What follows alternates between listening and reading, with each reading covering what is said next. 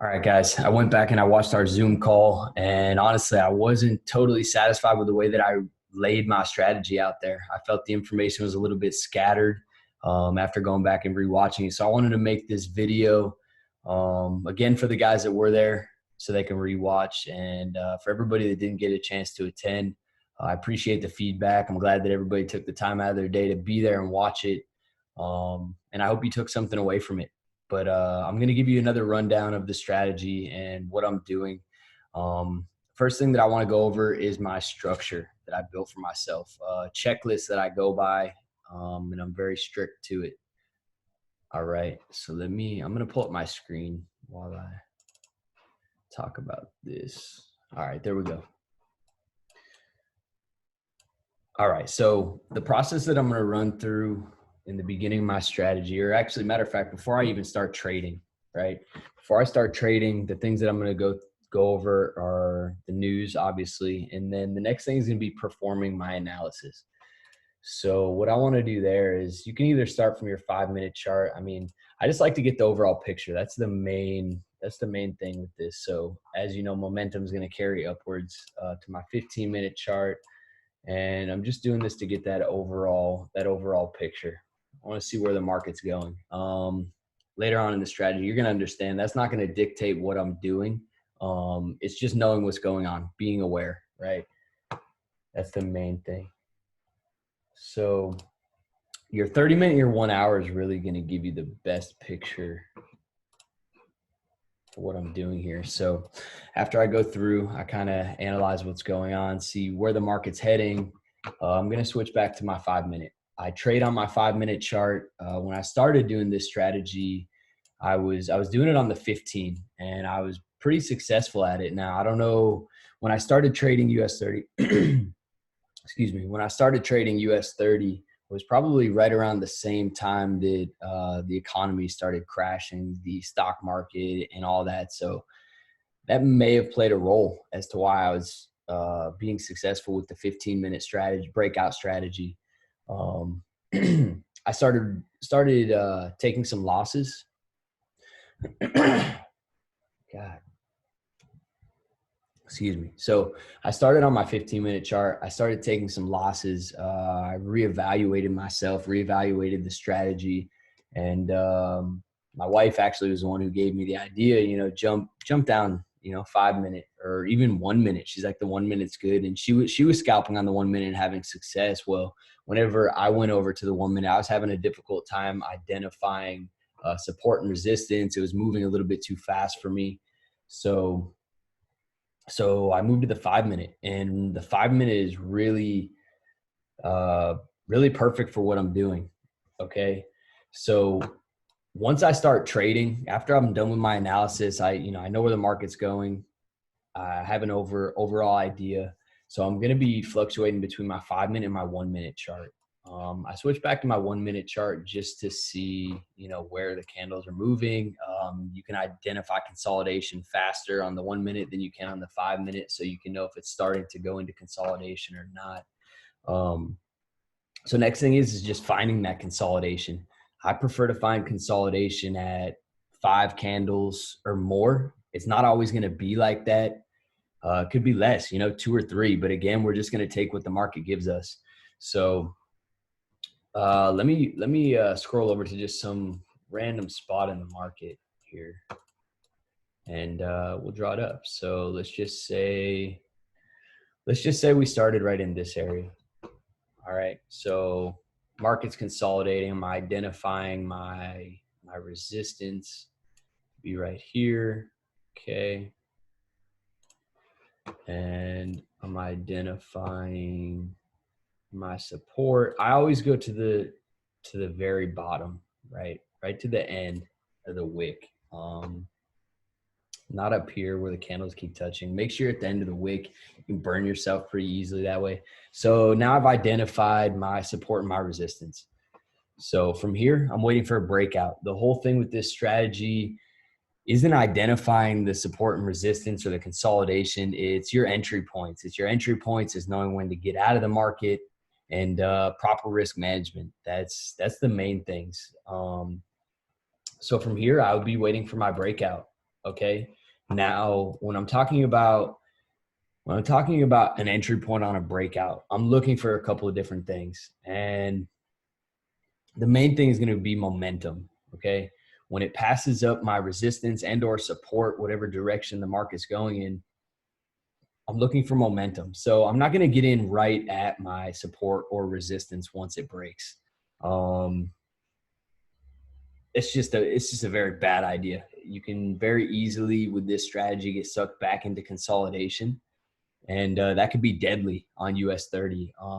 I've mastered the zero drawback trades. I get in and I'm out with a profit real quick, 10, 20 seconds. And that's the whole point of this strategy is getting in. And I kind of developed it this way because I had a lot of issues with emotion, in the trades. I would get spooked out of trades that I should have never exited. And so this really helped me mastering this skill. So I'm going to be waiting for this breakout. I'm probably going to get in, a little after it passes up support or resistance. Now I need to see the momentum. I like to look for a pattern as well. So within that candle, you can find a pattern. I like to kind of refer to it as like a slingshot, right? So the candle shoots up, it has pullback, and then it shoots forward and pushes further. Then the wick comes out again, shoots back a little bit and forward and so on. So that's pretty much textbook. That's really what I'm looking for. When the candle passes up, I'm looking for a pattern. I'm looking for it to keep pushing and convince me that it's a breakout. Now, when I get in, I'm in and I'm going to place that move and I'm going straight to my closeout screen. I don't have time to watch. I don't want to get caught on pullback. I'm going to be in and out within 10, 20 seconds, right? And I'm going to get most of my moves probably go for about 10 pips, a little less, 20. That's a good day. So when I'm getting in, I'm going to get out and then I'm going to reevaluate. If this candle keeps pushing and there's still a pattern, I'm still seeing it push real hard, it's got a lot of momentum, I may enter again. I may get in 3-4 times. That's going to depend on the situation. There's some breakouts that I'm going to show you on this chart here in a minute that didn't have a whole lot of momentum, and I probably only got in one time and was out. So it's best to get in one time, secure the profit, and then reevaluate everything that's going on. Be aware of price action, where price was before. You can notice right here, even on this breakout, it broke out, but it kind of respected this area up here, kind of stopped and turned around and went right back into this channel right here. You got to be careful of that. Now you can still catch that breakout. This breakout, if I would have caught it even right there, 22 pips, I'm in and out. I'm not even going to get pulled back into the consolidation. I'm in, I'm out, I secure it, and then I'm going to reevaluate. In this case, you would have saw some pressure. The momentum would have been slowing down towards the top of the actual breakout candle. And, I would have just reevaluated, went back down, and I would have been done with it. So that's like a kind of the most live example I can. Unfortunately, the market right now is not, moving too great. I did trade a little bit right here. After market open, I was actually anticipating for it to close the gap. I was a little bit surprised it kept going. It's got to go up eventually though. So what I did is I drew up support and a resistance and I waited. This candle, it came up with a lot of momentum. I got in and I think I took 170 out of it. And then I just, like Omar said, rinse and repeat. So I just step away, reevaluate what's going on, and go from there. Now, when I'm talking about entries and getting multiple entries on one breakout, what I mean is, so getting in on momentum, of course, and finding the pattern, but also another solid re-entry that I've found is when another candle opens up within that breakout.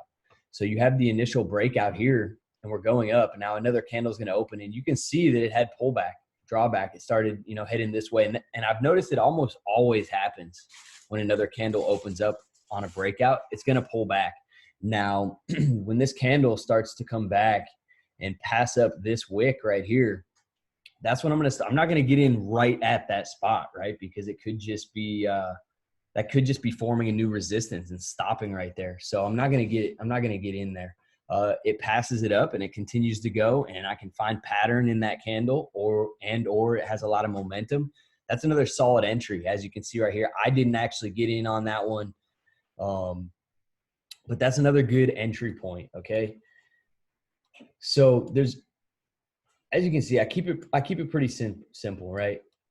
Finding the consolidation, wait for the breakout, get in with momentum, and get out quick and reevaluate. That's all I'm doing. There's nothing real special to it. Some guys on the call were asking about my indicators. Okay. So I do have indicators, but these are more or less just a visual checklist at the time, I guess. I don't usually base that off anything or the strategy. I don't really use it, to be honest with you.